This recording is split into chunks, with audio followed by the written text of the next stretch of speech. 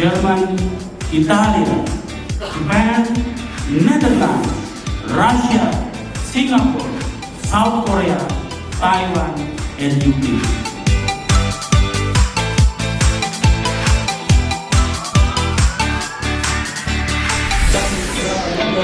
Sekarang pasien INT.